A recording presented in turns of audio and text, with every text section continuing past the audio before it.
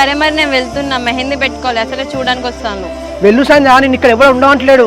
ఒకసారి నా గురించి కూడా అర్థం చేసుకోవాలి కదా నువ్వు. నేనేం అర్థం చేసుకుంటా, మీ మరదలు ఉంది కదా నిన్ను అర్థం చేసుకోనికి. మీ మరదని పట్టుకుని ఊరేగు, ఎవరో నాకు తగ్గట్టు నాకు దొరికిండు. సర్లే, ఇప్పుడు మన మధ్య గొడవ ఎందుకు కానీ, మరి మీ పిల్లవాడు ఏం చేస్తాడట? మా పిల్లగాడు హైదరాబాద్ లో సాఫ్ట్వేర్ జాబ్ చేస్తాడంట, నెలకి ₹1,00,000 వస్తాయి. సరే గానీ మళ్ళీ ఒకసారి అన్ని మంచిగా తెలుసుకో. మరి అసలే హైదరాబాద్ సాఫ్ట్వేర్ నౌకరు అంటాను.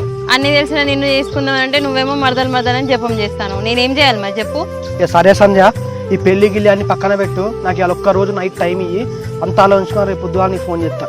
ఇన్ని సంవత్సరాలు వెయిట్ చేసిన, ఈ ఒక్క నైట్ వెయిట్ చేయలేనా? హలో సంతు, మా నాన్న నాకు మ్యాచెస్ చూస్తాడు, ఎవరెవరో ఫోటోలు పంపించిండు. అవును అంకిత, ఎట్లా మరి ఏం చేద్దాం? ఏమో సంతు, నాకేం అర్థం కావట్లేదు. మన విషయం మా నాన్నకి చెప్దాం అనుకుంటాను. వద్దా అంకిత, ఇప్పుడే మీ నాన్నకి చెప్పకు, తొందర పడకు. నాన్నకి చెప్తే మళ్ళీ మన గురించి తెలిసి వానికే ఎత్తారు మీ నాన్న. మరి ఎట్లా సంతు, ఏం చేయాలి? నాకేం చేయాలో అర్థం కావట్లేదు కదా. ఓకే బేబీ, నువ్వు టెన్షన్ పడి నాకు టెన్షన్ పెట్టకు. మనం ఎప్పుడు కలుసుకునే ప్లేస్కు రా. సరే సంతు.